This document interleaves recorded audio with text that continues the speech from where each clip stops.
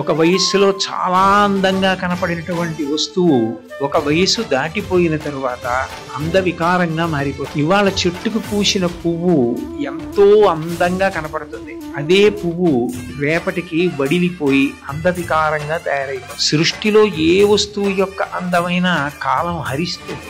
నిజమైనటువంటి అందం కాలంలో చెదిరిపోని అందం ఏది అంటే మనిషి శుభ్రంగా ఉండడం, ఆరోగ్యవంతంగా ఉండడానికి తాను ఎప్పుడూ ప్రయత్నం చేయడం. మన ఇంట్లో ఒక యంత్రం ఉంటే ఆ యంత్రం పనిచేసేటట్టుగా ఉంచుకోవడానికి ఎట్లా ప్రయత్నిస్తామో మన శరీరం కూడా మనకి వివిధ కార్యక్రమాలు చేయడానికి ఉపయుక్తమయ్యేటట్లుగా దీన్ని ఎప్పుడూ సంసిద్ధంగా ఉంచుకోవడానికి మనం ప్రయత్నం చెయ్యాలి.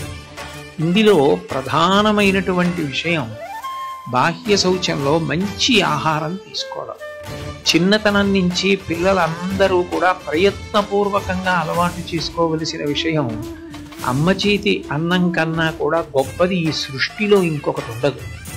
ఇంటి పట్టున వండినటువంటి భోజనం చెయ్యడం, ఇంటి పట్టున తయారు చేసిన పదార్థాలు తినడం, ఏ ఋతువులో వచ్చేటటువంటి పళ్ళు ఆ ఋతువులో తినడం, ఏ ఋతువులో వచ్చే కూరగాయలు ఆ ఋతువులో తినడం, పాలు మొదలైన పదార్థాలని బాగా తీసుకుంటూ ఉండడం శరీర ఆరోగ్యానికి అత్యంత ప్రధానం.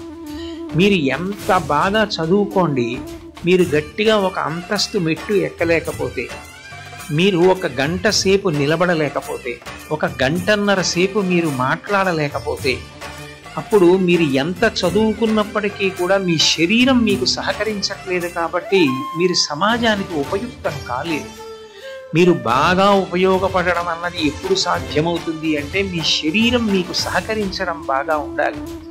శరీరం బాగా సహకరించడం అన్నది ప్రధానంగా దేని మీద ఆధారపడి ఉంటుంది అంటే మనం తీసుకునే ఆహారం మీద ఆధారపడుతుంది. ఆహారపు అలవాట్లు అనేవి శరీర ఆరోగ్యం కోసం ఉండాలి తప్ప కేవలం రుచి కోసం తినడం అనేది అలవాటు చేసుకోకూడదు.